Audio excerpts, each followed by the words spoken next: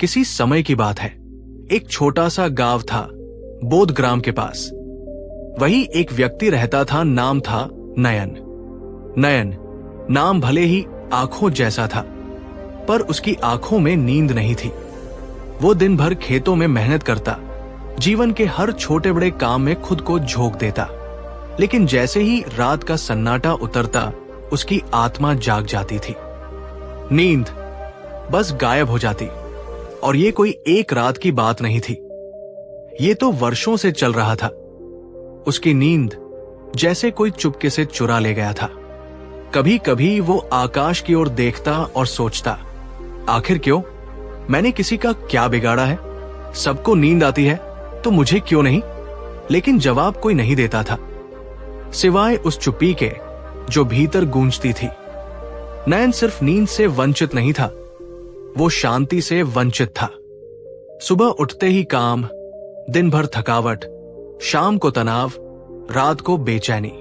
उसने दवाई ली, वैद्यों से मिला, ज्योतिषियों से कुंडली दिखवाई, तंत्र मंत्र तक का सहारा लिया, पर नींद कहीं नहीं।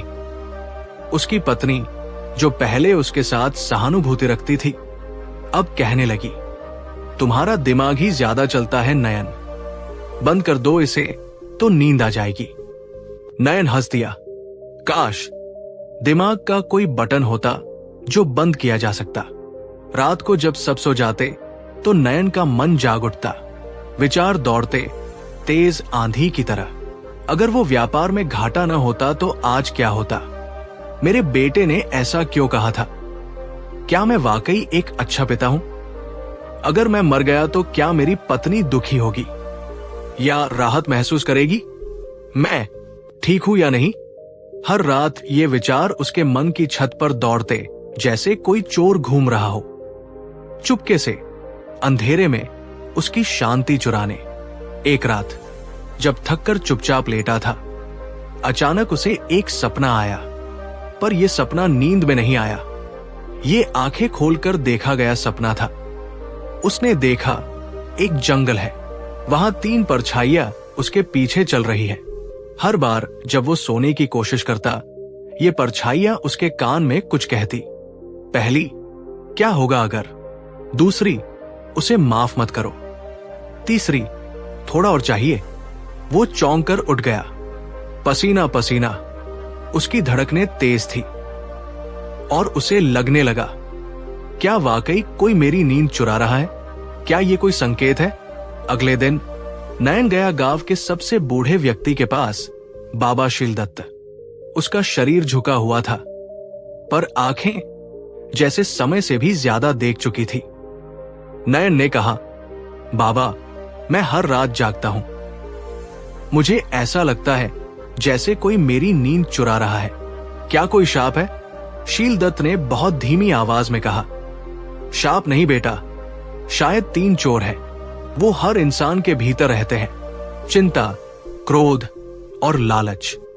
नयन चौंका, पर बाबा, ये तो भावनाएं हैं, ये कैसे चोर हो सकते हैं?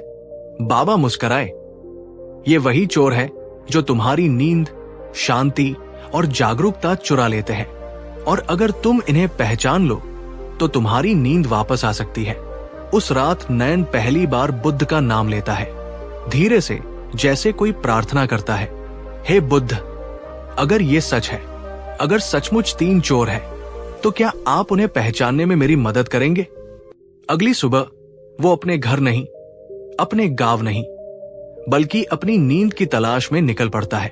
उसके पास कोई पता नहीं, कोई रास्ता नहीं, सिर्फ एक लक्ष्य, मैं अपनी नींद वापस चाहता हूं, और अगर वो बुद्ध के पास है तो मैं वहां जाऊंगा। नयन चलते चलते जंगलों में पहुंच गया। दिन बीते, रातें बीती, भूख लगी, पैर फटे, आंखें भारी, लेकिन कुछ बदलने लगा। अब जब रात आती थी, वो आसमान को देखता और पूछता, आज कौन आया मेरे पास? चिंता, क्रोध या लालच? धीरे धीरे वो इन्हें पहचानने लगा। एक रात उसे लगा कोई चुपके से कान में कह रहा है, कल तुम्हारी पत्नी ने किसी और से बात की थी, क्या वो तुम्हें छोड़ने वाली है? वो समझ गया, ये चिंता है। दूसरी रात उसे लगा जैसे कोई चिल्ला रहा हो, तेरे भाई ने तुझे धोखा दिया, उसे माफ मत कर, वो तेरे लायक नहीं। वो बोला, ओ ये क्रोध है। तीसरी रात, अगर तुम्हारे पास और पैसा होता तो लोग तुम्हें इज्जत देते, अभी तुम बस एक और हार हुए आदमी हो। वो मुस्कराया, नमस्ते लालच। लगभग 1 महीने की यात्रा के बाद नयन एक आश्रम पहुंचा।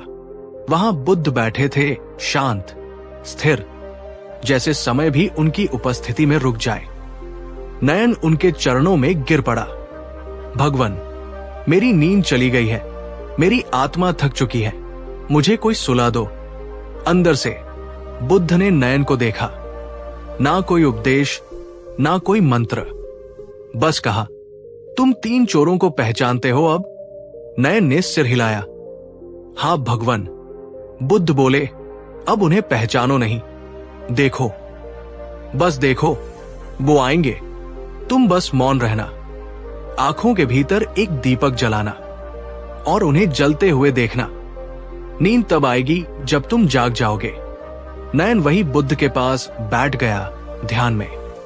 नींद अब उसकी प्राथमिकता नहीं थी, अब उसे जागना था, और यही जागरण एक दिन उसकी नींद बनकर आएगा।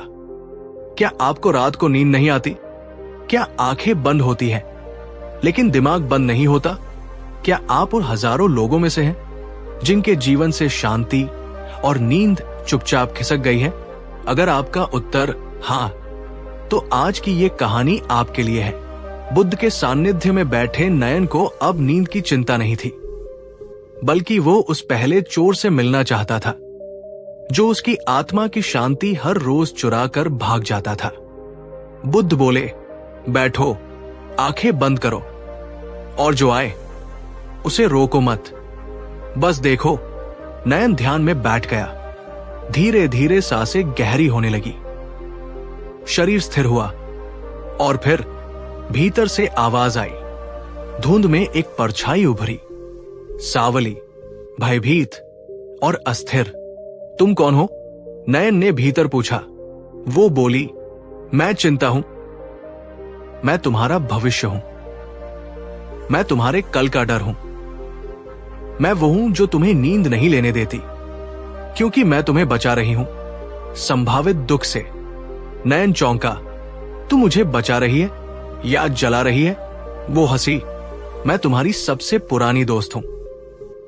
जब तू बच्चा था और मां लेट होने पर तू रोता था, मैं ही थी जब पहली बार परीक्षा दी थी और डर लगा था, मैं ही थी।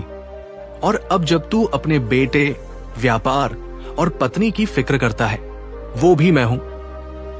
चिंता ने नयन को उसका पूरा जीवन दिखाया, हर वो पल जब वो भविष्य में डूबकर वर्तमान से कट गया। उसने देखा जब वो खेत में मेहनत करता था तो मन में सोचता था, अगर इस बार फसल खराब हुई तो? जब बेटा देर से घर आता था, अगर कोई दुर्घटना हो गई तो? जब व्यापार घाटे में था, अगर सब कुछ चला गया तो? हर अगर उसकी चिंता का भोजन था। कुछ समय बाद बुद्ध नयन के पास आए। बुद्ध बोले, चिंता क्या है? वो भविष्य की कल्पना है, वर्तमान के बलिदान से। चिंता उस ताले की तरह है जिसमें कोई दरवाजा नहीं होता, बस भ्रम होता है कि कहीं कुछ गलत हो जाएगा।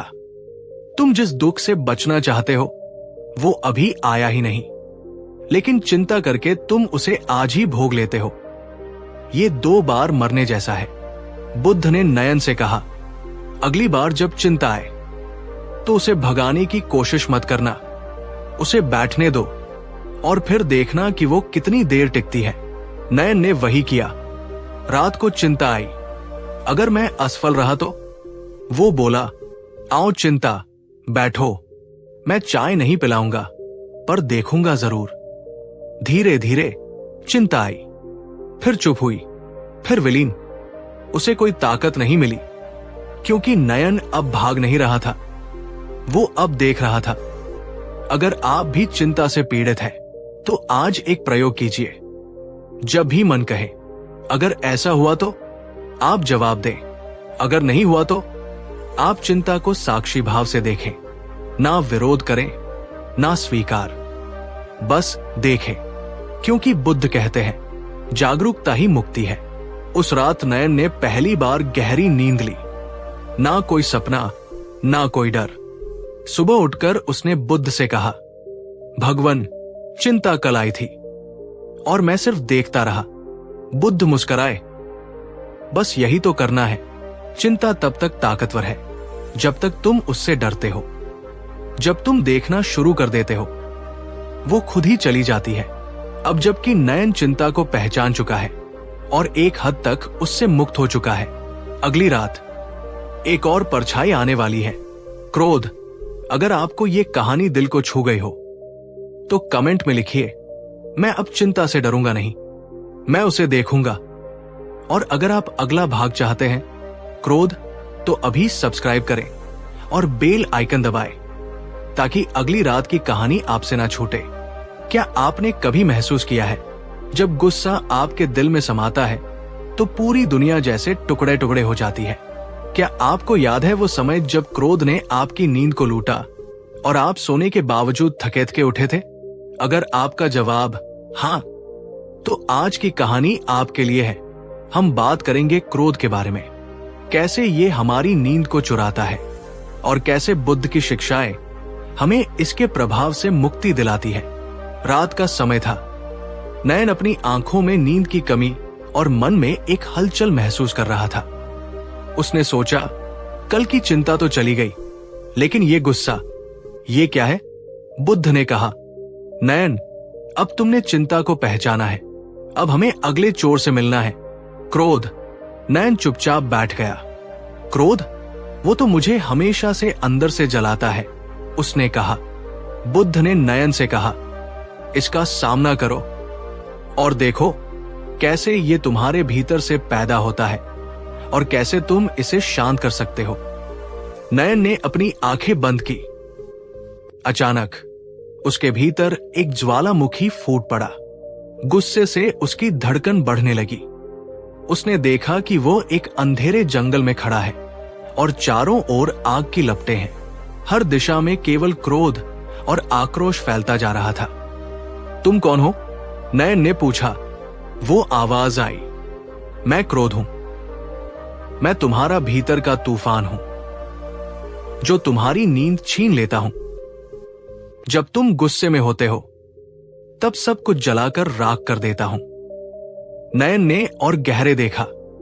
वह क्रोध जो उसे किसी गलतफहमी या अन्याय से उत्पन्न हुआ था, वो अब उस अंधेरे जंगल में रोशनी बनकर फैल चुका था। ये आग बुझी नहीं बल्कि बढ़ रही है, नयन ने सोचा। क्रोध ने उसे बताया, तुम कभी भी मेरे बिना शांत नहीं रह पाओगे। याद करो, जब तुम्हारी पत्नी ने तुम्हारी बात नहीं मानी थी या जब तुम्हारे बेटे ने तुम्हारी सलाह को नकारा था, वही था मेरा पहला बीज। नयन ने सोचा, क्या यही कारण है कि मैं गुस्से में आ जाता हूं? हर बार जब कोई मुझे नकारता है तो मेरे भीतर क्रोध का बीज बो दिया जाता है। क्रोध बोला, और फिर तुम अपने गुस्से को पालते हो, उसे अंदर छिपाते हो। तुम सोचते हो, अगर मैं इसे बाहर नहीं निकलने दूंगा तो ये मुझे नष्ट कर देगा। लेकिन तुम भूल जाते हो कि जब तक तुम इसे नहीं रोकते, ये तुम्हारे जीवन का हिस्सा बन जाता है। बुद्ध ने नयन से कहा, नयन, ये आग एक भ्रम है। जितना तुम इसे बढ़ाने की कोशिश करते हो, ये उतनी ही ज्यादा फैलती है। लेकिन अगर तुम इसे देखोगे और समझोगे, तब ये शांत हो जाएगी। याद रखो, क्रोध भीतर से बाहर आता है जब हम अपनी भावनाओं को नियंत्रण में नहीं रखते। नयन ने सोचा, क्या मैंने कभी क्रोध को सिर्फ देखा है? क्या कभी मैंने महसूस किया है कि वो मुझे अंदर से कैसे खा रहा है? बुद्ध ने मुस्कुराते हुए कहा, क्रोध को शांत करने के लिए सबसे पहले उसे पहचानना जरूरी है। जैसे तुम्हें रात के अंधेरे में लाइट की जरूरत होती है, वैसे ही तुम्हें अपनी भावनाओं को पहचानने के लिए भीतर की शांति की आवश्यकता है। जब तुम गुस्से में हो, तब उसे स्वीकारो और फिर देखो, वो खुद कम हो जाएगा। नयन ने बुद्ध की बात मानी और उस रात एक प्रयोग किया, जब क्रोध ने फिर से उसकी आत्मा को जला दिया। नयन ने उसे देखा। बिना किसी डर या विरोध के उसे गुस्सा आ रहा था, लेकिन इस बार वो उससे डर नहीं रहा था। तुम आओ और मैं देखूंगा, नयन ने भीतर कहा। धीरे धीरे गुस्से का तूफान शांत हुआ। वो कुछ समय के लिए चुप हो गया। उसके भीतर की आग बुझ गई। क्या आपने कभी महसूस किया है, जब आप किसी से नाराज होते हैं तो क्या वो गुस्सा आपके भीतर एक आग की तरह जलने लगता है? आज आप भी एक प्रयोग कर सकते हैं। जब भी क्रोध आए, उसे बिना भागे या उससे लड़े, बस उसे देखिए और फिर खुद महसूस करें कि क्या वो इतनी ताकतवर है। नयन अब समझ चुका था कि क्रोध वो आग नहीं है जिसे बुझाने के लिए और आग लगानी चाहिए। ये बस एक भटकता हुआ तूफान है जिसे समझने और शांत करने की आवश्यकता है। अब नयन ने गहरी शांति अनुभव की। वो बुद्ध से कहने आया, भगवान, आज रात मैंने क्रोध को देखा और वो शांत हो गया। बुद्ध ने कहा, क्रोध तब तक तुम्हारा दुश्मन है जब तक तुम उसे अपना दोस्त नहीं बना लेते। अगर तुम क्रोध को बिना डर के देख सकते हो तो वो खुद ही शांत हो जाएगा। है, अब नयन क्रोध से भी मुक्त हो चुका था। लेकिन अगली रात एक और चोर आने वाला है, लालच। अगर आप भी अपने भीतर के क्रोध को पहचानने में सक्षम हैं, तो कमेंट में लिखिए, मैं अब क्रोध को देखूंगा और वो मुझे नियंत्रित नहीं करेगा। अगर आप अगला भाग चाहते हैं, लालच, तो सब्सक्राइब करें ताकि अगली कहानी आपसे न छूटे। क्या आपने कभी महसूस किया है जब आपको लगता है कि और अधिक चाहिए लेकिन फिर भी कुछ कमी महसूस होती है? क्या आपने कभी लालच को महसूस किया है जब आपको लगता है कि कुछ हासिल करना चाहिए लेकिन उससे आपकी शांति खो जाती है? यदि ऐसा है तो आप अकेले नहीं हैं। आज हम बात करेंगे लालच के बारे में, कैसे ये हमारी नींद चुराता है, हमारे जीवन को उलझाता है और कैसे बुद्ध ने हमें इसका समाधान दिया। नयन अब पूरी तरह से जाग चुका था। चिंता और क्रोध के बाद वो बुद्ध के पास बैठा, लेकिन आज वो थोड़ा परेशान था। भगवान, उसने कहा, इन दोनों चोरों के बारे में तो मुझे समझ में आ गया, लेकिन अब ये जो अंदर एक खालीपन महसूस होता है, ये क्या है? बुद्ध मुस्कुराए और कहा, ये तीसरे चोर का काम है नयन।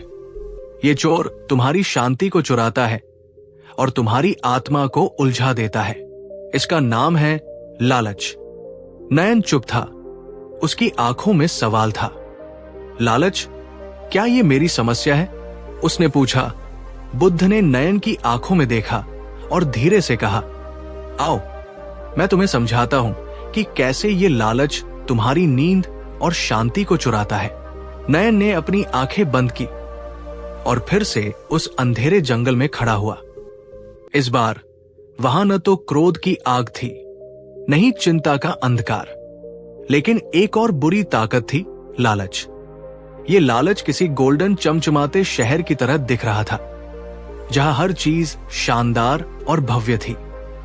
हर तरफ भव्य महल थे, सोने की सड़कों पर बिछे थे और आसपास असंख्य रुपयों का ढेर था।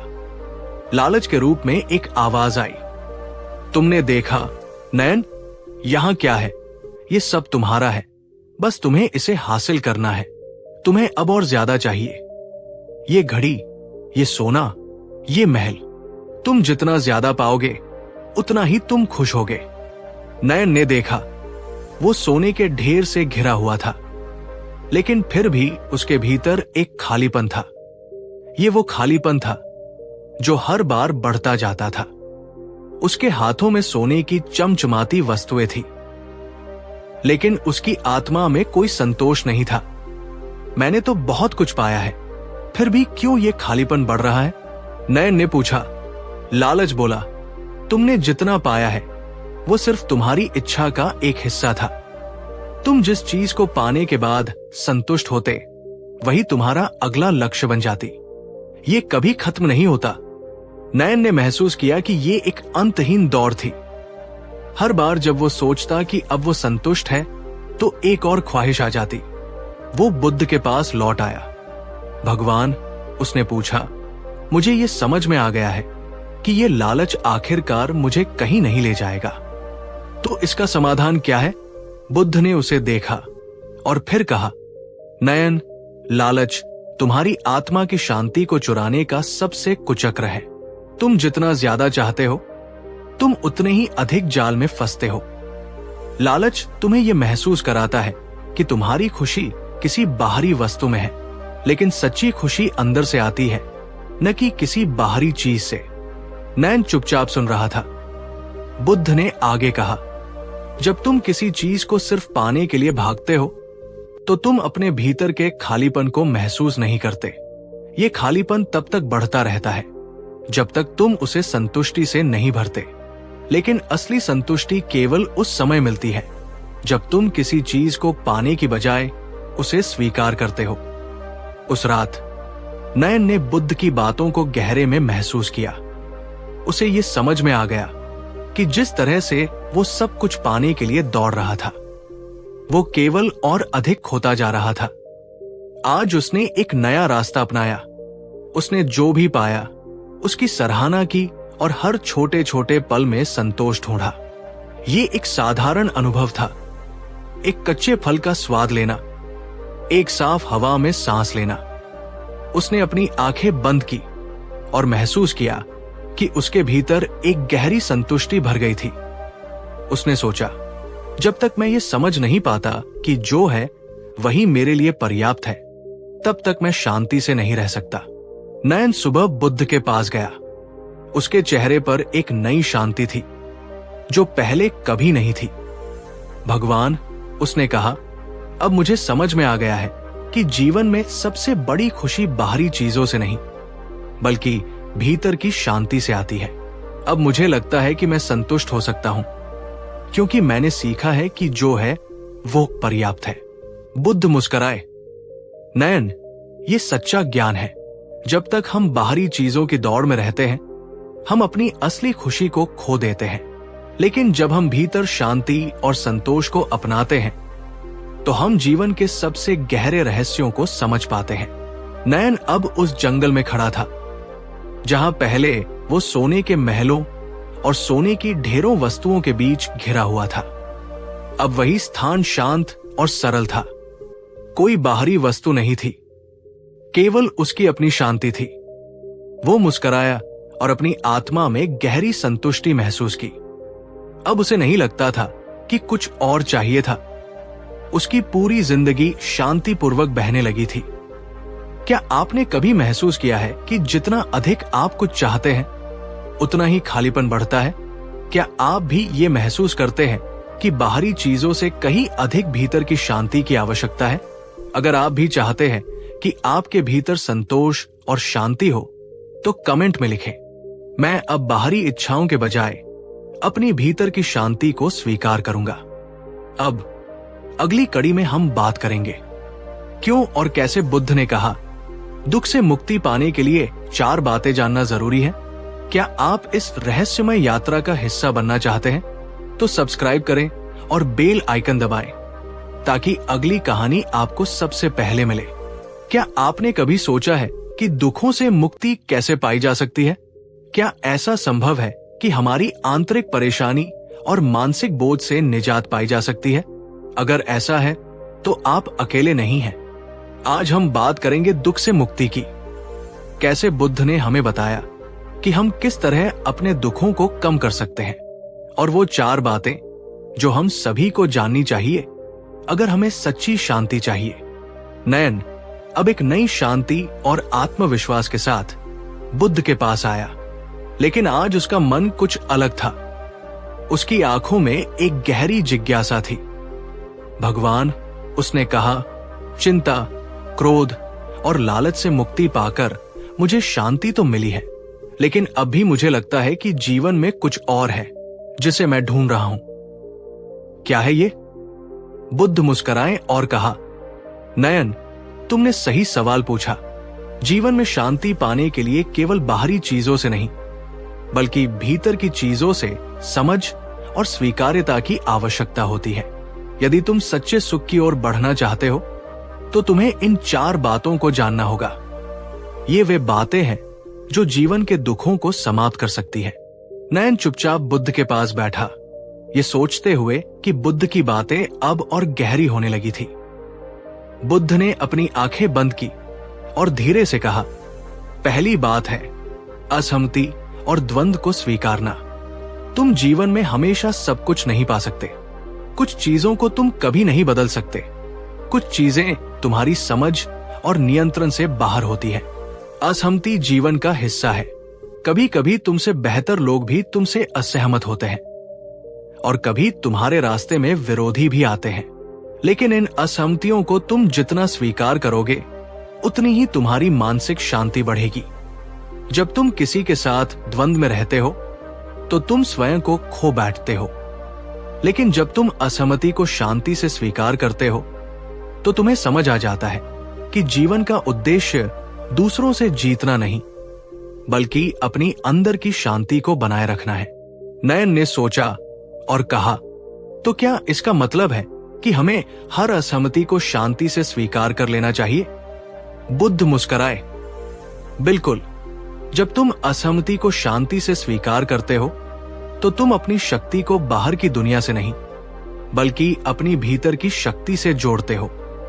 नयन के भीतर गहरी शांति थी, लेकिन बुद्ध की बातें और भी गहरी हो रही थी। बुद्ध ने फिर कहा, दूसरी बात है अस्थिरता को स्वीकारना। तुम्हारी जिंदगी में हमेशा उतार चढ़ाव आते रहेंगे। तुम कभी नहीं जान सकते कि अगले पल में क्या होगा। ये संसार अस्थिर है। एक पल तुम खुश हो, दूसरे पल तुम दुखी होते हो। ये जीवन का स्वभाव है। लेकिन ये अस्थिरता अगर तुम्हारी मानसिक शांति को हिलाती है तो समझो कि तुम जीवन को नहीं समझ रहे हो। अगर तुम इसे स्वीकार कर लेते हो कि दुनिया हमेशा बदलती रहती है तो तुम अंदर से शांत रह सकते हो। नयन ने मन में यह सोचा, क्या इसका मतलब है कि मैं हर बदलती स्थिति को भी जैसे है वैसे स्वीकार करूं? बुद्ध ने सिर हिलाया, हां नयन, तुम जितना अस्थिरता को स्वीकार करोगे उतना ही तुम मानसिक शांति में स्थिर रह पाओगे। समझो कि जीवन में हर बदलाव कुछ नया सिखाता है और तुम्हें उसी से आगे बढ़ना है। बुद्ध ने नयन को एक गहरी सांस लेते हुए देखा और फिर तीसरी बात शुरू की। तीसरी बात है अर्थ की खोज में न उलझना। तुम्हारा जीवन सिर्फ बाहरी चीजों से नहीं बना है। लोग अक्सर अपनी पहचान और अस्तित्व को धन, प्रतिष्ठा या सामाजिक स्थिति से जोड़ते हैं, लेकिन सच्चा अर्थ उस चीज में नहीं है बल्कि तुम्हारे भीतर की शांति और संतोष में है। जब तुम अपना अर्थ बाहरी चीजों से जोड़ते हो तो तुम हमेशा अधूरे रहते हो, लेकिन जब तुम भीतर देखते हो तो तुम्हें पता चलता है कि तुम्हारा असली उद्देश्य क्या है। तुम जितना बाहरी चीजों की खोज में खोते हो उतना तुम अपने भीतर की खुशी को खोते जाते हो। नयन ने गहरी सोच में डूबते हुए पूछा, क्या इसका मतलब है कि मैं बाहरी सफलता की तलाश छोड़ दूं? बुद्ध ने उत्तर दिया, नहीं नयन, ये नहीं कह रहा हूं कि तुम अपनी जिम्मेदारियों से भागो, लेकिन जब तुम किसी चीज को अपना उद्देश्य बना लेते हो तो तुम अपने भीतर की संतुष्टि और शांति को भूल जाते हो। सच्ची संतुष्टि केवल उस समय मिलती है जब तुम बाहरी सफलताओं को स्वीकार कर अपनी भीतर की शांति से संतुष्ट होते हो। बुद्ध ने नयन को देखा और आखिरी बात की घोषणा की। चौथी बात है मृत्यु और परिवर्तन से डरना नहीं। मृत्यु एक प्राकृतिक प्रक्रिया है जो हर जीव के जीवन का हिस्सा है। जब तुम मृत्यु से डरते हो तो तुम अपनी जिंदगी के हर पल को डर से जीते हो, लेकिन जब तुम मृत्यु को एक बदलाव के रूप में समझते हो तो तुम हर पल को जीने की कला सीखते हो। मृत्यु से डरने की बजाय इसे एक अवसर की तरह देखो जो तुम्हें जीवन के गहरे अर्थ को समझने का मौका देता है। नयन की आंखों में आंसू थे, लेकिन ये आंसू दुख के नहीं बल्कि समझ और शांति के थे। क्या ये सच है? उसने पूछा। बुद्ध ने कहा, हां नयन, जब तुम मृत्यु और परिवर्तन से डरना छोड़ देते हो तब तुम जीवन को पूरी तरह से स्वीकार करते हो। तुम जान पाते हो कि जीवन हर पल को जीने का नाम है, न कि हर पल से डरने का। नयन अब पूरी तरह से बदल चुका था। उसका चेहरा शांति से भरा हुआ था। उसकी आंखों में अब किसी भी प्रकार का डर या चिंता नहीं थी। उसने बुद्ध की 4 बातें समझ ली थी और उसने अपनी जिंदगी को इन्हीं बातों के साथ जीने का निर्णय लिया। वो जान चुका था कि दुख से मुक्ति पाने के लिए इन 4 बातों को जानना और स्वीकार करना जरूरी है। क्या आपने कभी सोचा है कि अगर हम इन 4 बातों को अपनी जिंदगी में अपनाएं तो क्या हम दुख से मुक्ति पा सकते हैं? अगर आप भी चाहें तो कमेंट में लिखें, मैं इन 4 बातों को अपनाऊंगा और अपने जीवन में शांति लाऊंगा। अब अगली कड़ी में हम बात करेंगे क्यों बुद्ध ने कहा तुम वही बनते हो जो तुम सोचते हो। एक युवक जो खुद को निकम्मा समझता था कैसे अपने विचार बदलकर एक महान शिक्षक बना। क्या आप इस रहस्यमय यात्रा का हिस्सा बनना चाहते हैं? तो सब्सक्राइब करें और बेल आइकन दबाएं ताकि अगली कहानी आपको सबसे पहले मिले। क्या आप सोचते हैं कि आप क्या बन सकते हैं? क्या आपके विचार ही आपको महान बना सकते हैं? या आप अपनी जिंदगी में किसी और चीज को तलाश रहे हैं? आज हम एक दिलचस्प और प्रेरणादायक कहानी के बारे में बात करेंगे। एक युवक जो खुद को निकम्मा समझता था कैसे अपने विचार बदलकर एक महान शिक्षक बन गया। क्या सचमुच हमारा विचार हमें वही बना देता है जो हम सोचते हैं? आइए जाने बुद्ध के इन अद्भुत शब्दों का गहरा अर्थ। नीरज एक सामान्य सा युवक गांव में रहता था। उसकी आंखों में जीवन की एक थकान और उदासी थी। वो हमेशा सोचता था, मैं कुछ नहीं कर सकता, मैं किसी के काम का नहीं हूं। हर दिन वो खुद को एक विफल व्यक्ति मानता। वो स्कूल में भी अच्छा नहीं था, घर में भी उसे कोई खास जिम्मेदारी नहीं दी जाती थी। वो खुद को किसी से कम और निकम्मा समझता था। लेकिन एक दिन कुछ ऐसा हुआ जिसने नीरज का जीवन ही बदल दिया।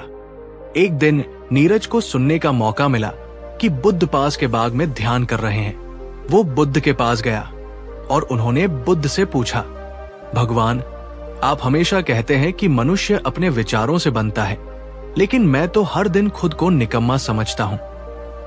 क्या मेरे लिए भी कुछ है? बुद्ध मुस्कुराए और कहा, नीरज, तुम वही बनते हो जो तुम सोचते हो। तुम्हारे विचार ही तुम्हारी वास्तविकता बनते हैं। तुम जितना खुद को कमजोर समझोगे उतना ही तुम कमजोर होते जाओगे।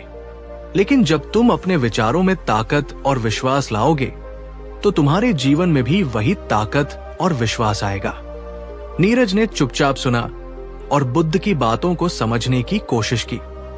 वह जानता था कि उसे कुछ करना चाहिए, लेकिन सवाल यह था, कैसे? बुद्ध ने नीरज को अपनी ओर खींचते हुए कहा, नीरज, मैं तुम्हें एक साधारण सी कहानी सुनाना चाहता हूं। सुनो, एक आदमी जंगल में खो गया था।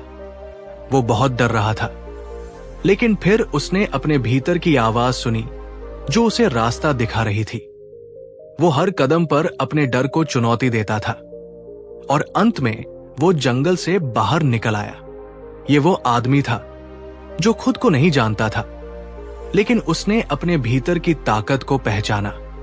नीरज ने ध्यान से सुना और उसने सोचा, क्या मेरा भी कुछ ऐसा ही हो सकता है? बुद्ध ने कहा, हां नीरज, तुम भी अपने भीतर की ताकत को पहचान सकते हो। तुम्हारी सोच तुम्हारी सबसे बड़ी शक्ति है और जब तुम अपनी सोच को बदलोगे तो तुम्हारा जीवन बदल जाएगा। तुम में वो सब कुछ है जो एक महान शिक्षक बनने के लिए चाहिए। बस अपने विचारों को सही दिशा दो। नीरज ने बुद्ध के शब्दों को अपने दिल में उतारा। वो अब खुद को कमजोर और निकम्मा नहीं समझता था। उसने सोचा, अगर मैं वही बनता हूं जो मैं सोचता हूं, तो मैं एक सक्षम और महान व्यक्ति बन सकता हूं। वो धीरे धीरे अपने आत्मविश्वास को बढ़ाने लगा। वो स्कूल में और घर में जिम्मेदारियों को निभाने लगा। वो अपनी सोच को बदलने में सफल हुआ और उसका जीवन भी बदलने लगा। कुछ साल बाद नीरज एक गुरु और शिक्षक बन गया। उसकी शिक्षाएं न केवल बच्चों को बल्कि बड़े लोगों को भी प्रेरित करने लगी। वो अब एक ऐसा व्यक्ति बन चुका था जो अपने विचारों के साथ न केवल अपनी दुनिया बदल चुका था, बल्कि दूसरों के जीवन में भी सकारात्मक बदलाव ला रहा था। बुद्ध के पास जाते हुए नीरज ने कहा, भगवान, आपने सच कहा था। जब मैंने अपने विचारों को बदला तो मेरी जिंदगी ही बदल गई। अब मैं जानता हूं कि हम वही बनते हैं जो हम सोचते हैं। बुद्ध ने नीरज को आशीर्वाद दिया और कहा, अब तुम वो बन गए हो जो तुम सोचते थे, और यही सच्ची शक्ति है। क्या आपने कभी सोचा है कि आपके विचारों का आपके जीवन पर कितना असर हो सकता है? अगर आप भी अपने विचारों को सकारात्मक दिशा देना चाहते हैं तो कमेंट में लिखें, मैं अपने विचार बदलूंगा और अपनी जिंदगी बदलूंगा। अब अगली कड़ी में हम बात करेंगे बुद्ध और 3 नींद चुराने वाले चोर, चिंता, क्रोध और लालच। क्या आप इस यात्रा में हमारे साथ जुड़ना चाहते हैं? तो सब्सक्राइब करें और बेल आइकन दबाएं ताकि अगली कहानी आपको सबसे पहले मिले। हमारे जीवन की सबसे बड़ी नींद कौन चुराता है? क्या ये सिर्फ रात की नींद की बात है या हमारी मानसिक शांति भी इससे जुड़ी है? क्या अगर चिंता, क्रोध और लालच हमारी नींद चुराने वाले असली चोर हैं? आइए जानते हैं इस अद्भुत कहानी से कि कैसे बुद्ध ने हमें इन 3 चोरों से बचने का तरीका सिखाया। ये कहानी एक छोटे से गांव की है जहां के लोग शांतिपूर्वक जीवन जी रहे थे। एक दिन बुद्ध अपने शिष्यों के साथ उस गांव में पहुंचे। गांव के लोग बुद्ध के दर्शन करने आए और उन्होंने बुद्ध से एक बहुत ही महत्वपूर्ण सवाल पूछा, भगवान, हम जीवन में शांति और नींद की तलाश करते हैं, लेकिन फिर भी हमें मानसिक अशांति और चिंता महसूस होती है। हम क्या करें? बुद्ध मुस्कुराए और बोले, नींद केवल शरीर को नहीं बल्कि मन को भी चाहिए होती है। तुम्हारी शांति और नींद को चुराने वाले 3 चोर हैं, चिंता, क्रोध और लालच। गांव के लोग हैरान थे और बुद्ध की बातों को ध्यान से सुनने लगे। बुद्ध ने आगे कहा, चिंता, क्रोध और लालच, ये 3 चोर हैं जो हमारी शांति और नींद चुराते हैं। ये चोर न केवल हमें मानसिक कष्ट देते हैं बल्कि हमारे शरीर और आत्मा को भी थका देते हैं। अब मैं तुम्हें इन चोरों से बचने का तरीका बताऊंगा। बुद्ध ने पहले चिंता की बात की। चिंता हमारी सबसे बड़ी मानसिक दुश्मन है। हम लगातार भविष्य के बारे में सोचते रहते हैं और उन चीजों के बारे में चिंतित रहते हैं जो हम कर नहीं सकते। लेकिन चिंता हमारे किसी भी काम को ठीक नहीं कर सकती। ये हमें बस मानसिक थकान देती है। चिंता पहला चोर। बुद्ध ने एक उदाहरण दिया। कल्पना करो, तुम एक नाव में हो और तुम समुद्र में यात्रा कर रहे हो। तुम्हारे पास दिशा तो है, लेकिन तुम लगातार समुद्र के बारे में चिंता कर रहे हो। क्या तुम्हारे चिंता करने से समुद्र का पानी कम होगा? क्या तुम्हारे चिंता करने से तूफान शांत हो जाएगा? गांव वाले चुपचाप सुन रहे थे और बुद्ध की बातों ने उन्हें गहरी सोच में डाल दिया। बुद्ध ने आगे कहा, चिंता केवल तब होती है जब हम अपनी वर्तमान स्थिति को न देखते हुए भविष्य के बारे में सोचते हैं। लेकिन जब हम अपने वर्तमान पर ध्यान केंद्रित करते हैं तो हम अधिक शांत और स्थिर हो सकते हैं। बुद्ध ने गांव वालों से कहा, तुम चिंता को छोड़ दो क्योंकि ये तुम्हारी नींद और शांति को चुराता है। क्रोध दूसरा चोर। अब बुद्ध ने दूसरे चोर, क्रोध के बारे में बात की। क्रोध हमारे मन की सबसे बड़ी हिंसा है। ये हमसे केवल बुरा काम करवाता है और दूसरों को भी दुख पहुंचाता है। जब हम क्रोध में होते हैं, हम अपनी मानसिक शांति को खो देते हैं। ये चोर हमारे भीतर घुस जाता है और हमें बिल्कुल भी आराम नहीं करने देता। बुद्ध ने फिर एक कहानी सुनाई। एक आदमी दूसरे से नाराज था और उसे गालियां दे रहा था। वो लगातार अपने क्रोध में जल रहा था। लेकिन क्या उस आदमी को गालियां देने से वो खुश हो सकता था? गांव वाले सुनते रहे और बुद्ध की बातों ने उन्हें समझाया, जब हम अपने क्रोध को नियंत्रित करते हैं तो हम खुद को और दूसरों को शांति दे सकते हैं। क्रोध को छोड़कर हम आंतरिक शांति पा सकते हैं। लालच तीसरा चोर। अब बुद्ध ने तीसरे चोर, लालच के बारे में बताया। लालच वो चोर है जो हमें अधिक की तलाश में रखता है। हम जो कुछ भी हमारे पास है उससे संतुष्ट नहीं होते और हम हमेशा और अधिक चाहते हैं। लेकिन क्या कभी हम उस चीज को पा सकते हैं जो हम नहीं चाहते हैं? क्या हमें जीवन में सच्ची शांति और सुख मिल सकता है अगर हम हमेशा और अधिक चाहते रहें? बुद्ध ने एक उदाहरण दिया। लालच एक आदमी को हमेशा और अधिक धन, शक्ति या सम्मान की तलाश में रखता है, लेकिन वो कभी संतुष्ट नहीं होता। गांव वाले अब समझ रहे थे कि कैसे लालच भी उनकी नींद और मानसिक शांति को चुराता था। बुद्ध ने कहा, सच्ची शांति तब आती है जब हम जो कुछ भी हमारे पास है उससे संतुष्ट होते हैं। अपनी इच्छाओं को नियंत्रित करके हम अपनी आंतरिक शांति पा सकते हैं। समाधान 3 चोरों से बचने का तरीका। बुद्ध ने अब बताया, अब मैं तुम्हें 3 चोरों से बचने का तरीका बताता हूं। प्रथम, चिंता को छोड़ो और अपने वर्तमान में जियो। द्वितीय, क्रोध को छोड़ो और शांति को अपनाओ। तृतीय, लालच को छोड़ो और संतुष्टि की भावना को स्वीकार करो। गांव वाले बुद्ध की बातें समझ चुके थे और उन्होंने तय किया कि वे इन 3 चोरों से छुटकारा पाकर अपने जीवन में शांति लाएंगे। अब क्या आप तैयार हैं अपनी चिंता, क्रोध और लालच को छोड़कर शांति प्राप्त करने के लिए? अगर आप भी अपनी मानसिक शांति और नींद की रक्षा करना चाहते हैं तो कमेंट में लिखें, मैं 3 चोरों से बचने का संकल्प लेता हूं। अब अगली कड़ी में हम बात करेंगे बुद्ध और वो व्यक्ति जो हमेशा दूसरों से तुलना करता था। कैसे तुलना से उत्पन्न होता है दुख, और बुद्ध ने इसका समाधान बताया। क्या आप इस यात्रा में हमारे साथ जुड़ना चाहते हैं? तो सब्सक्राइब करें और बेल आइकन दबाएं ताकि अगली कहानी आपको सबसे पहले मिले। क्या आप तैयार हैं अगली कड़ी के लिए? बहुत बढ़िया। तो चलिए अब हम अगली कड़ी की शुरुआत करते हैं। हमारे जीवन में एक बहुत ही सामान्य आदत होती है, दूसरों से तुलना करना।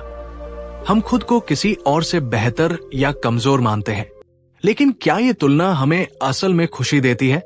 आज की कहानी में हम जानेंगे कि जब एक व्यक्ति हमेशा दूसरों से तुलना करता था तो उसका जीवन कैसे बदल गया और बुद्ध ने उसे किस तरह समाधान दिया। ये कहानी एक गांव के व्यक्ति की है जो हमेशा दूसरों से अपनी तुलना करता रहता था। हर समय वो सोचता था, क्यों मैं इतना गरीब हूं? क्यों मैं दूसरों की तरह खुश नहीं हूं? क्यों मैं इतना अच्छा नहीं हूं? उसका दिल हमेशा ये सोचता रहता था कि दूसरे लोग उससे कहीं बेहतर हैं, और इस तरह की सोच ने उसे मानसिक रूप से थका दिया। वो अपनी स्थिति से असंतुष्ट रहता था और हर वक्त दूसरों को अपनी सफलता और खुशी के लिए दोषी ठहराता रहता था। एक दिन जब वो व्यक्ति इस निरंतर तुलना से थक चुका था, उसने बुद्ध के बारे में सुना और सोचा कि शायद बुद्ध उसे कुछ सिखा सके। वो बुद्ध के पास गया और उनसे पूछा, भगवान, मैं हमेशा दूसरों से तुलना करता रहता हूं। मैं उन्हें देखता हूं और सोचता हूं कि उनके पास जो कुछ है वो मुझसे कहीं बेहतर है। क्या आप मुझे इस स्थिति से बाहर निकलने का तरीका बता सकते हैं? बुद्ध मुस्कुराए और कहा, तुम जो महसूस कर रहे हो वो कोई नया विचार नहीं है। हर व्यक्ति किसी न किसी से तुलना करता है और यही तुलना उसके अंदर दुख और असंतोष का कारण बनती है। मैं तुम्हें एक कहानी सुनाता हूं जो तुम्हारी स्थिति को समझने में मदद करेगी।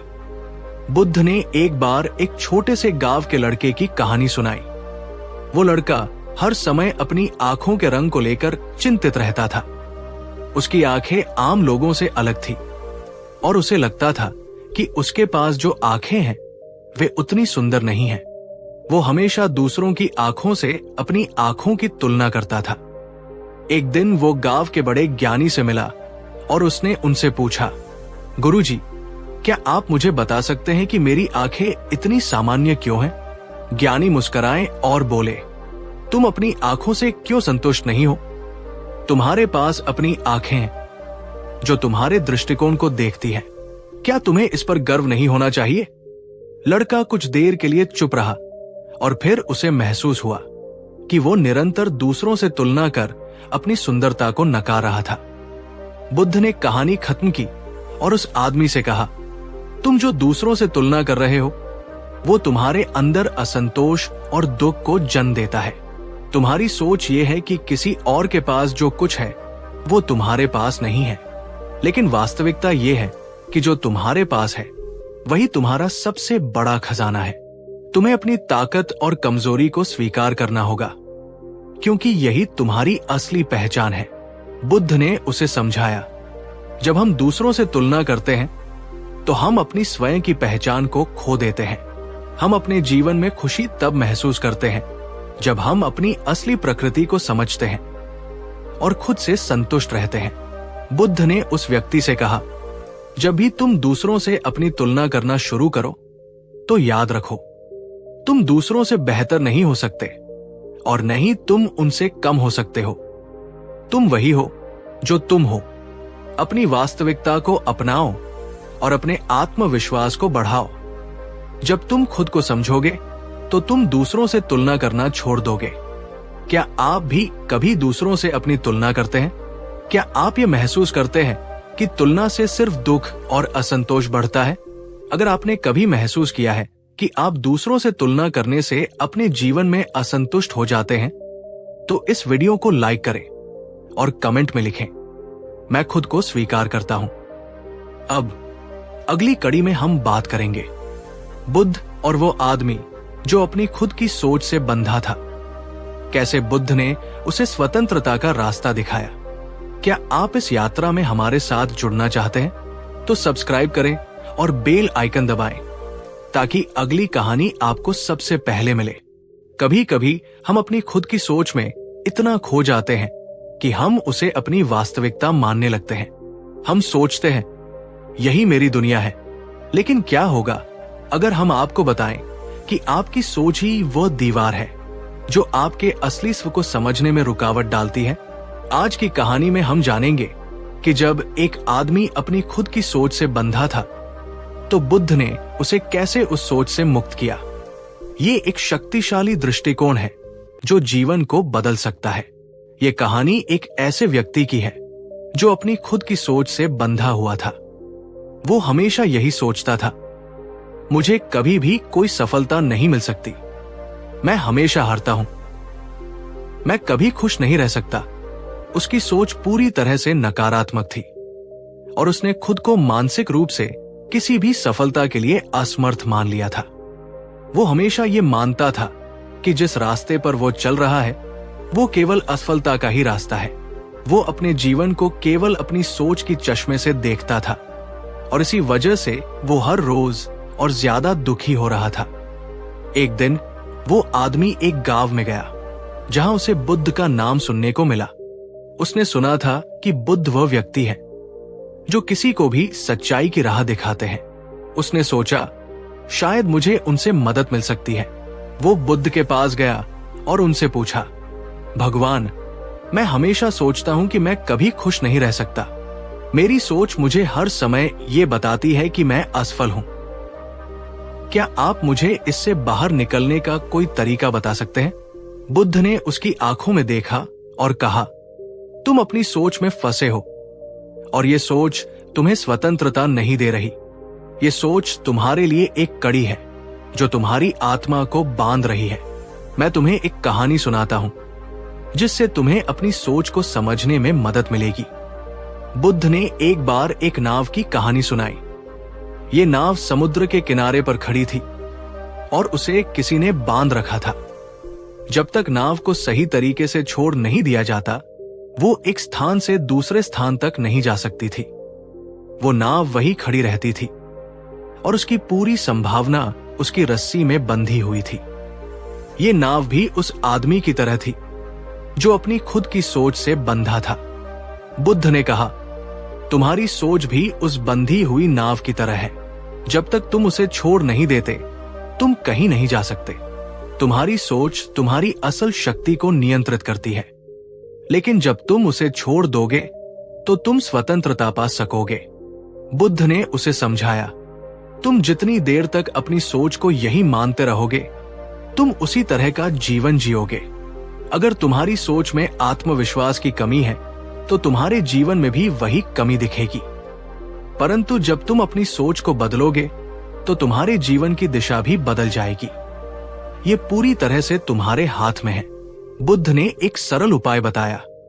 जब भी तुम्हें नकारात्मक विचार आए तो उन्हें पहचानो और उन्हें बदलने का प्रयास करो। अपने विचारों को सकारात्मक दिशा देने की कोशिश करो।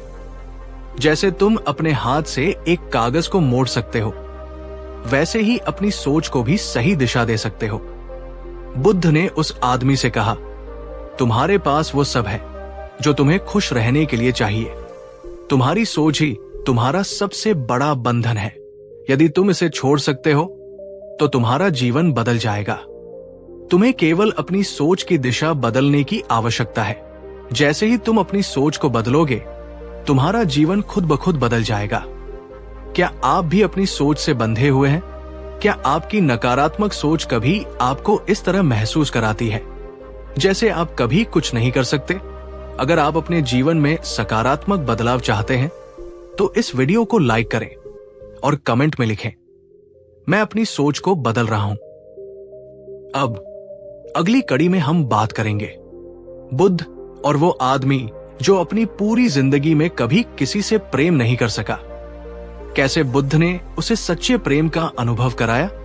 क्या आप इस कहानी का हिस्सा बनना चाहते हैं? तो सब्सक्राइब करें और बेल आइकन दबाएं ताकि अगली कहानी आपको सबसे पहले मिले। क्या आप तैयार हैं अगली कड़ी के लिए? बहुत अच्छा। अब हम इस कहानी को और विस्तार से लिखते हैं ताकि ये और भी गहरी, प्रेरणादायक और प्रभावशाली हो। क्या कभी आपने महसूस किया है कि आप अपनी ही सोच में फंसे हुए हैं? क्या आप कभी ये सोचते हैं कि आप जिस रास्ते पर चल रहे हैं वो कभी नहीं बदल सकता? क्या आपकी सोच आपको किसी दीवार की तरह घेर कर रखती है और आप इसे तोड़ने के लिए किसी रास्ते की तलाश में हैं?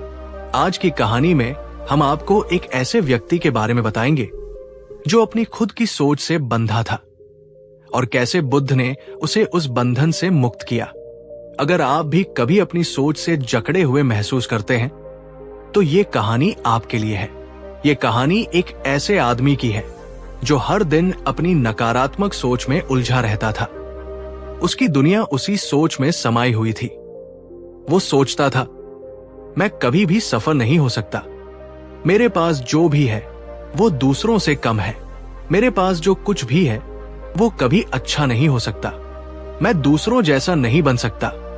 वो अपने जीवन को एक ही चश्मे से देखता था, एक चश्मा जिसमें हर चीज का नकारात्मक पहलू दिखाई देता था। उसका मानना था कि सफलता, खुशी और आत्मविश्वास सिर्फ कुछ खास लोगों के लिए है और वो कभी उन लोगों में से नहीं हो सकता। वो हमेशा सोचता था कि जो कुछ भी उसके पास था वो दूसरों से कम था। वो स्वयं को इस सोच से बाहर नहीं निकाल पा रहा था और इस विचार में उसे सिर्फ असफलता ही दिखाई देती थी। एक दिन इस व्यक्ति ने सुना कि बुद्ध के पास जीवन के हर सवाल का उत्तर होता है। उसने सोचा कि शायद बुद्ध उसे कुछ ऐसा सिखा सके जो उसके जीवन को बदल दे।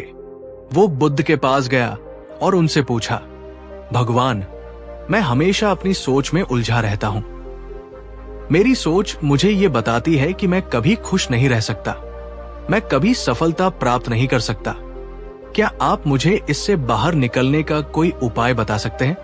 बुद्ध ने उसकी आंखों में देखा और धीरे से कहा, तुम्हारी समस्या ये नहीं है कि तुम असफल हो, बल्कि यह है कि तुम अपनी सोच से बंधे हुए हो। तुम जो सोचते हो वही तुम्हारा जीवन बन जाता है। मैं तुम्हें एक कहानी सुनाता हूं जो तुम्हारी समस्या को हल करने में मदद करेगी। बुद्ध ने एक बार एक नाव की कहानी सुनाई। वो एक बड़ी नदी के किनारे खड़ी थी और नाव को रस्सी से बांध कर रखा गया था। नाव उस नदी के पानी से घिरी हुई थी, लेकिन उसे कहीं भी जाने का रास्ता नहीं था क्योंकि वो रस्सी से बंधी हुई थी।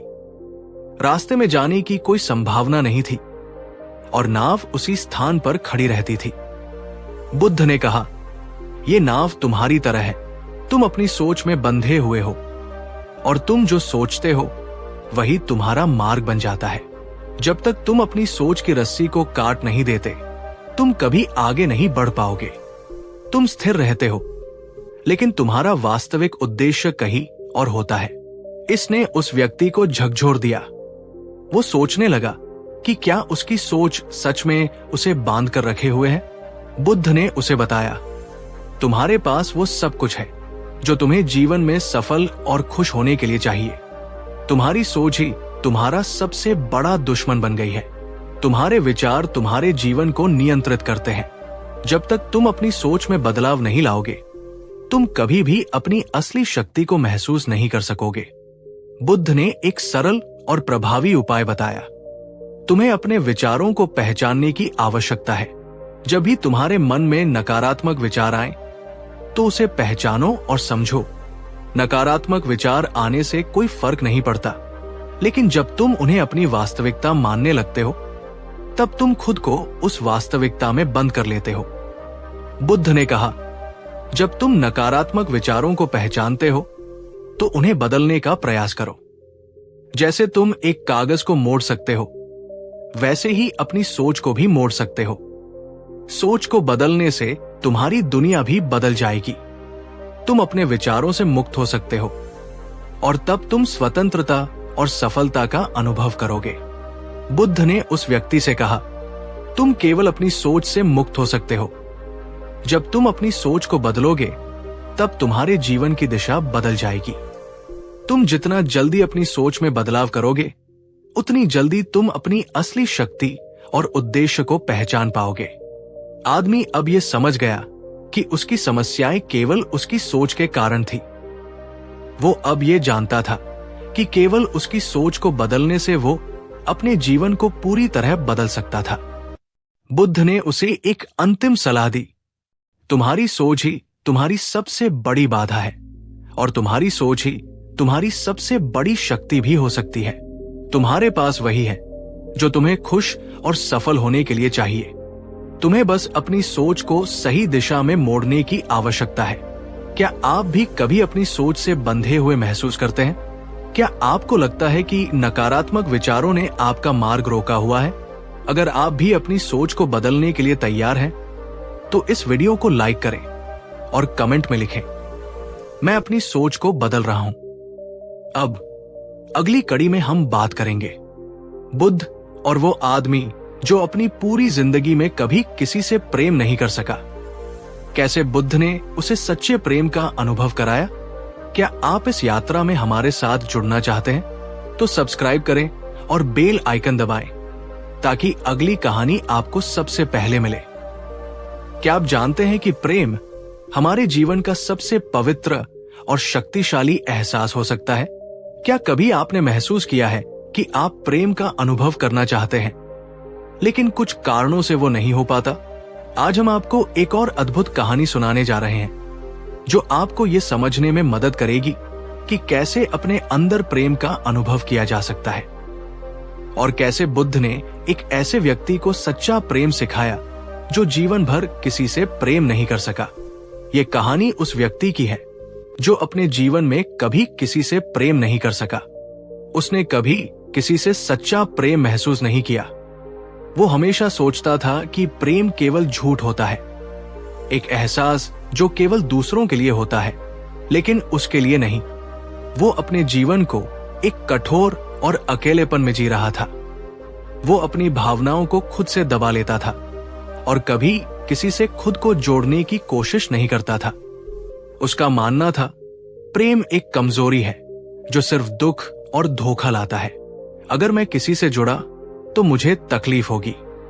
वो व्यक्ति हमेशा खुद को इस विचार में जकड़े हुए था कि प्रेम से सिर्फ दर्द और हानि मिलती है। एक दिन इस व्यक्ति ने बुद्ध के बारे में सुना कि वो सभी समस्याओं का हल जानते हैं। बुद्ध की बातें दिल से निकलकर दिल तक पहुंचती थी। उसने सोचा कि शायद बुद्ध उसे प्रेम के बारे में कुछ सिखा सकते हैं। वो बुद्ध के पास गया और उनसे पूछा, भगवान, मैं कभी किसी से प्रेम नहीं कर सका। मुझे लगता है कि प्रेम सिर्फ धोखा है। क्या आप मुझे प्रेम का सही अर्थ बता सकते हैं? बुद्ध ने उसकी बातों को ध्यान से सुना और फिर उसे एक शांतिपूर्ण मुस्कान के साथ कहा, प्रेम को समझने के लिए तुम्हें अपनी सोच को बदलना होगा। तुम्हारी सोच है कि प्रेम केवल दुख लाता है, लेकिन प्रेम सच्चा होता है और वो सच्चे दिल से आता है।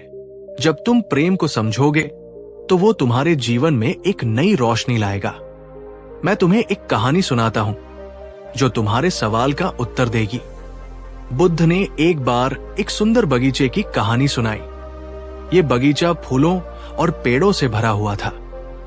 बगीचे में एक छोटा सा बीज था जिसे एक किसान ने बोया था। वो बीज सूखा था और उसकी कोई संभावनाएं नहीं थी, लेकिन किसान ने उस बीज को पंक्तिबद्ध किया और उसकी देखभाल की। समय के साथ वो बीज एक सुंदर पौधा बन गया। उसके बाद वो पौधा धीरे धीरे बड़ा हुआ और एक विशाल वृक्ष में बदल गया।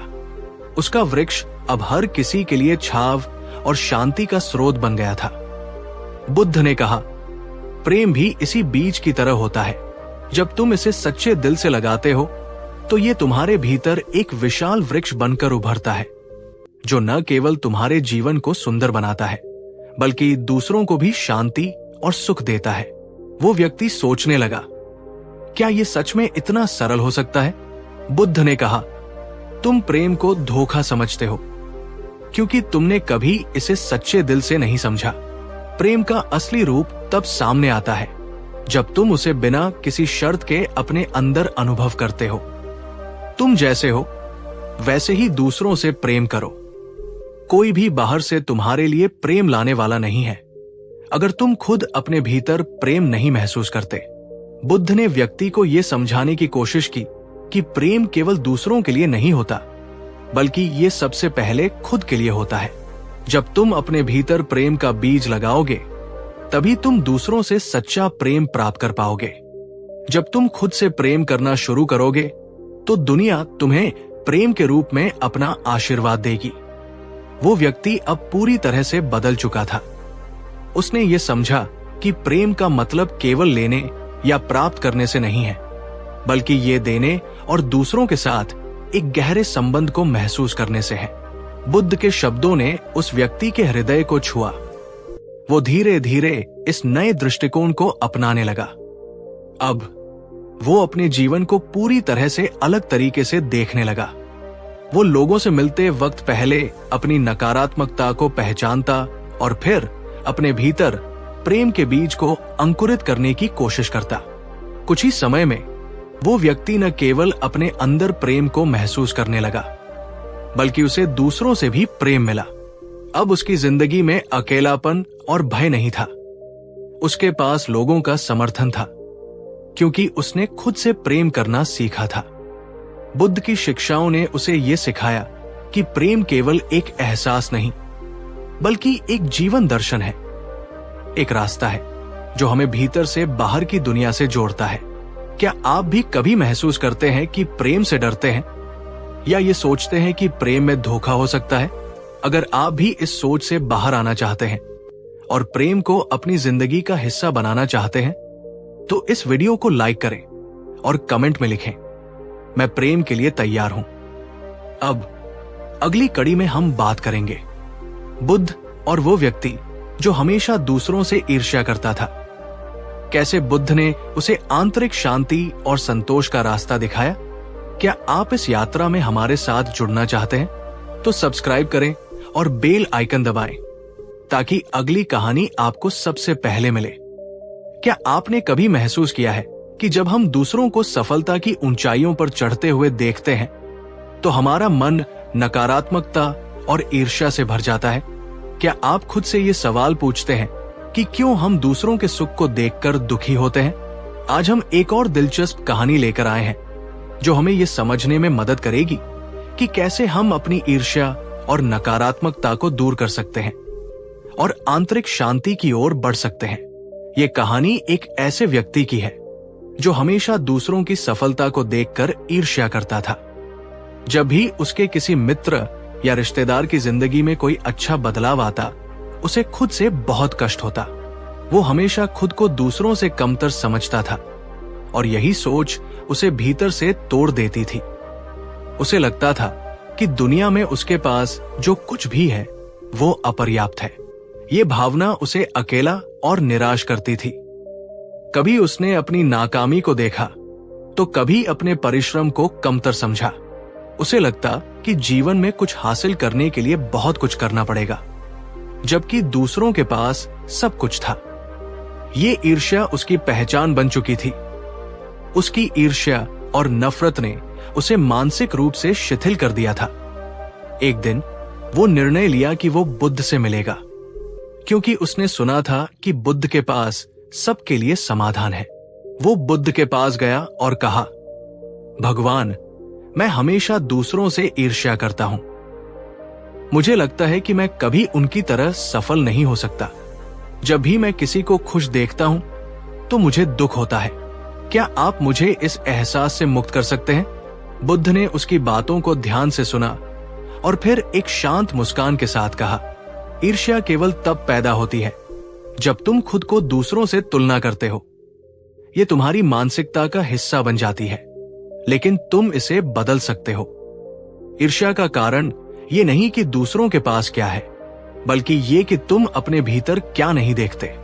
जब तुम खुद को समझ सको और अपने भीतर की शक्ति पहचान सको, तब तुम अपनी ईर्ष्या को समाप्त कर सकोगे। बुद्ध ने एक उदाहरण दिया। एक बार एक युवक था जो हमेशा अपने जीवन में दूसरों की सफलता को देखकर दुखी रहता था। उसे लगता था कि किसी और के पास जो कुछ है वो उसे चाहिए। वो निरंतर दूसरों की संपत्ति, उनके रिश्तों और उनकी खुशियों की ओर देखता था, परंतु वो कभी भी ये नहीं समझ पाया कि उसकी अपनी खुशियां कहाँ छुपी है। बुद्ध ने आगे कहा, ये युवक जब एक दिन जीवन के वास्तविक अर्थ को समझने के लिए जंगल में गया तो उसने एक साधु से मुलाकात की। साधु ने उसे ये सिखाया कि सच्चा सुख उस समय मिलता है जब हम अपनी वर्तमान स्थिति को समझते हुए आंतरिक शांति की ओर बढ़ते हैं। जब वो युवक इस सीख को अपने जीवन में उतारने लगा तो वो समझ पाया कि उसे बाहर की चीजों की जरूरत नहीं, बल्कि अपने भीतर की संतुष्टि को महसूस करना जरूरी है। बुद्ध ने उस व्यक्ति से कहा, तुम ईर्ष्या महसूस करते हो क्योंकि तुम अपनी काबिलियत को पहचानने से कतराते हो। हर किसी के जीवन में अलग अलग रास्ते होते हैं। दूसरों की सफलता और खुशियां उनकी यात्रा का हिस्सा है, लेकिन तुम्हारी यात्रा तुम्हारी है। जब तुम खुद को बिना तुलना किए स्वीकार करोगे तो तुम्हें किसी से ईर्ष्या नहीं होगी। वो व्यक्ति सोच में पड़ गया। क्या ये सच है? क्या उसे सच में खुद को समझने की जरूरत है? बुद्ध ने उसे ये समझाने की कोशिश की कि आंतरिक संतोष और शांति केवल बाहरी दुनिया के मुकाबले में नहीं मिलती। ये एक मानसिक स्थिति है जो तुम्हारे भीतर उत्पन्न होती है। जब तुम दूसरों से अपनी तुलना बंद कर दोगे और अपनी यात्रा पर ध्यान केंद्रित करोगे, तब तुम समझ पाओगे कि असली सुख कहाँ है। वो व्यक्ति धीरे धीरे बुद्ध की बातों पर विचार करने लगा। पहले तो उसे ये विचार अजीब सा लगा, लेकिन जैसे जैसे वो अधिक सोचता गया, उसे समझ आया कि वो हमेशा बाहर की चीजों को देखकर दुखी होता रहा है। अब वो अपनी मानसिकता बदलने लगा। उसने ईर्ष्या को त्यागने का निर्णय लिया और धीरे धीरे खुद से प्रेम करना और अपनी यात्रा को समझना शुरू किया। समय के साथ उसकी जिंदगी में बदलाव आना शुरू हो गया। वो अब दूसरों से प्रतिस्पर्धा नहीं करता था, बल्कि अपने लक्ष्य और उद्देश्य पर ध्यान केंद्रित करता था। उसकी खुशियां अब दूसरों की सफलता से नहीं, बल्कि अपनी सफलता से जुड़ी हुई थी। क्या आप भी कभी दूसरों से ईर्ष्या करते हैं या अपनी सफलता की तुलना दूसरों से करते हैं? क्या आपने कभी सोचा है कि असली संतोष और शांति अपने भीतर ही है? अगर आपको लगता है कि यह वक्त है अपनी मानसिकता बदलने का, तो इस वीडियो को लाइक करें और कमेंट में लिखें, मैं संतुष्टि के लिए तैयार हूं। अब अगली कड़ी में हम बात करेंगे बुद्ध और वो व्यक्ति जो कभी खुद से प्यार नहीं कर सका। कैसे बुद्ध ने उसे सच्चा आत्म संवर्धन सिखाया।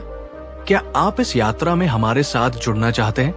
तो सब्सक्राइब करें और बेल आइकन दबाएं ताकि अगली कहानी आपको सबसे पहले मिले। क्या आप तैयार हैं अगली कड़ी के लिए? बहुत बढ़िया।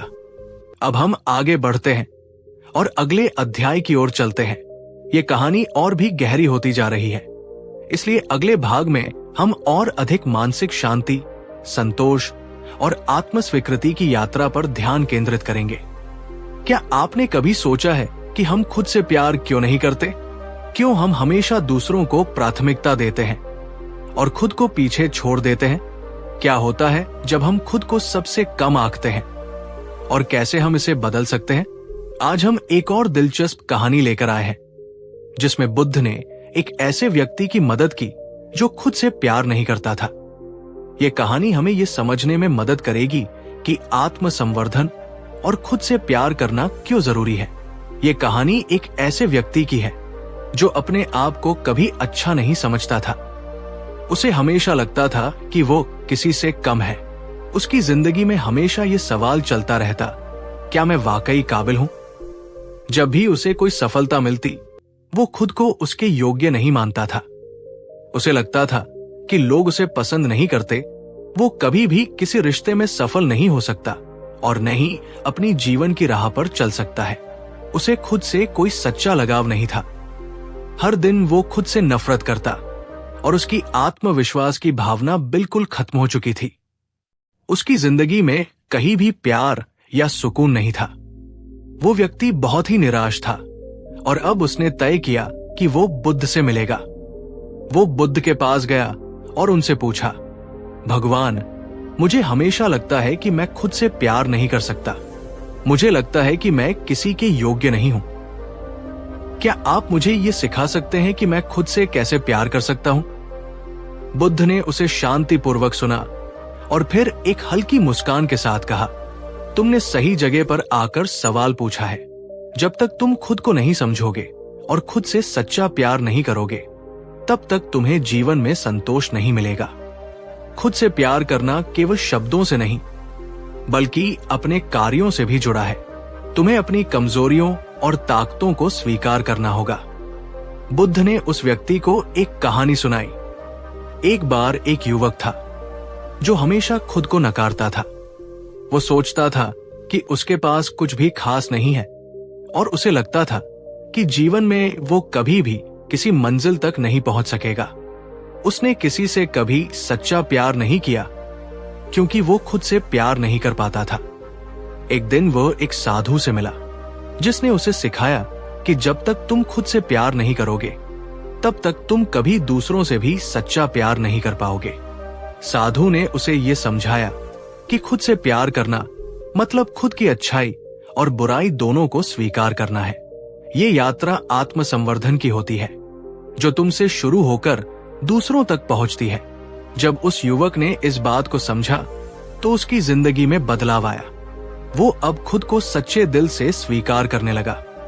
बुद्ध ने उस व्यक्ति से कहा, तुमने मुझे पूछा कि खुद से प्यार कैसे किया जाए, लेकिन इसका जवाब तुम्हारे भीतर है। तुम खुद को जिस नजर से देखते हो वही तुम हो। जब तुम अपनी आत्म संवर्धन की यात्रा शुरू करोगे तो तुम देखोगे कि तुम्हारे भीतर एक अद्भुत शक्ति है जिसे तुम्हें पहचानने की जरूरत है। वो व्यक्ति सोच में पड़ गया। क्या वो खुद से सच में प्यार कर सकता है? क्या वह अपनी कमजोरियों को स्वीकार कर सकता है? बुद्ध ने फिर कहा, तुम अपनी पहचान को स्वीकार करोगे तो तुम्हें अपनी यात्रा पर संतोष मिलेगा। खुद से प्यार करने का मतलब ये नहीं कि तुम खुद को आदर्श मानो, बल्कि इसका मतलब ये है कि तुम अपनी स्थिति को स्वीकार करोगे और उस पर काम करोगे। ये तुम्हारे अंदर आत्म संवर्धन का सबसे बड़ा कदम होगा।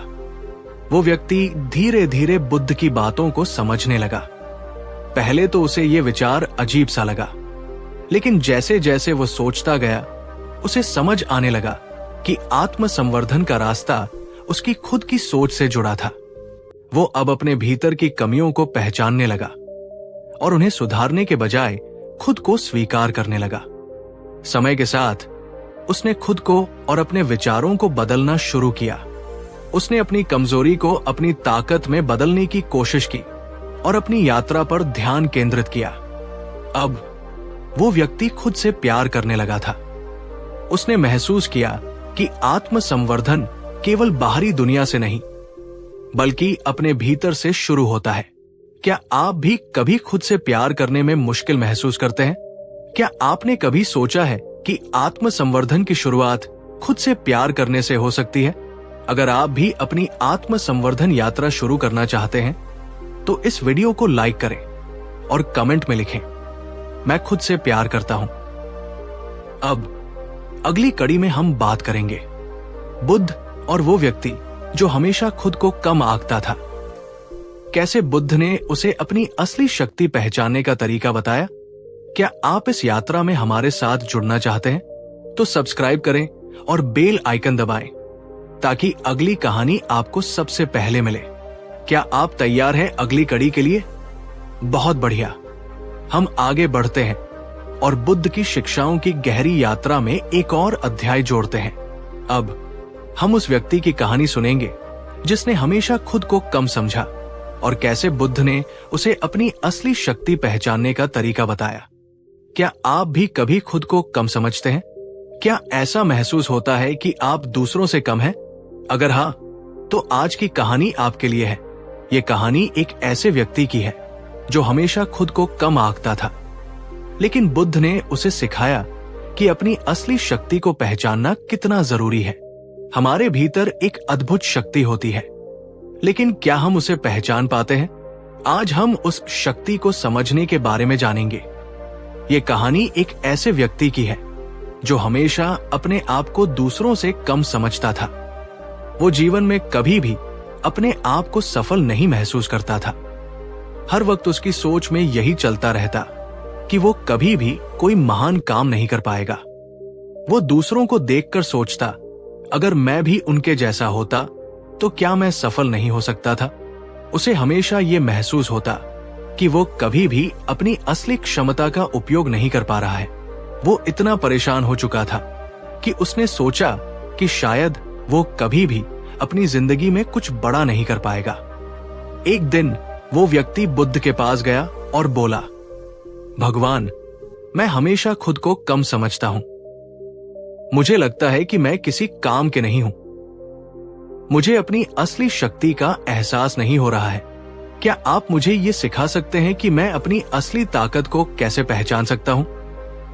बुद्ध ने उसे शांति से सुना और फिर एक गहरी सांस ली। फिर उन्होंने कहा, तुम जिस स्थिति में हो वो तुम्हारी सोच का परिणाम है। जब तक तुम खुद को और अपनी क्षमता को पहचान नहीं पाओगे, तुम कभी भी पूरी तरह से जीवन में सफलता नहीं पा सकते। बुद्ध ने उस व्यक्ति को एक कहानी सुनाई। एक बार एक छोटा सा पक्षी था जो हमेशा अपने छोटे आकार और अपनी कमजोरियों के बारे में सोचता रहता था। उसे लगता था कि वो कभी बड़े पक्षियों की तरह उड़ान नहीं भर सकता। एक दिन वो एक बुढ़े पक्षी से मिला और उसे अपनी कमजोरी के बारे में बताया। बुढ़े पक्षी ने कहा, तुमने अपनी असली शक्ति को पहचाना नहीं है। तुमने अपने अंदर की ताकत को कभी समझा ही नहीं। तुम जैसे हो वैसे ही महान हो और तुम्हारे भीतर वो ताकत है जो तुम्हें ऊंचाइयों तक ले जा सकती है। ये सुनकर उस छोटे पक्षी ने अपनी शक्ति को पहचाना और अपनी काबिलियत पर विश्वास करना शुरू किया। धीरे धीरे वो बड़ा और ताकतवर हो गया और एक दिन वो दूसरे बड़े पक्षियों के साथ उड़ने लगा। बुद्ध ने उस व्यक्ति से कहा, तुमने जो महसूस किया है वही तुम नहीं हो। तुम्हारे भीतर वो शक्ति है जिसे तुम अब तक पहचान नहीं पाए हो। जब तुम खुद को कमजोर समझते हो तो तुम अपनी शक्ति का उपयोग नहीं कर पाते। तुम्हें अपनी सोच बदलनी होगी। तुम्हें यह समझना होगा कि सफलता केवल बाहरी दुनिया से नहीं आती, बल्कि ये तुम्हारी मानसिकता से आती है। तुम जितना अपने आप पर विश्वास करोगे, तुम्हारी क्षमता उतनी ही बढ़ेगी। वो व्यक्ति अब चुप था और सोच रहा था। बुद्ध की बातों ने उसे गहरे स्तर पर छुआ था। उसे अब यह समझ में आ गया था कि जब तक वो खुद को कम आंकता रहेगा, तब तक वो अपनी असली क्षमता का इस्तेमाल नहीं कर पाएगा। वो व्यक्ति धीरे धीरे खुद को बदलने लगा।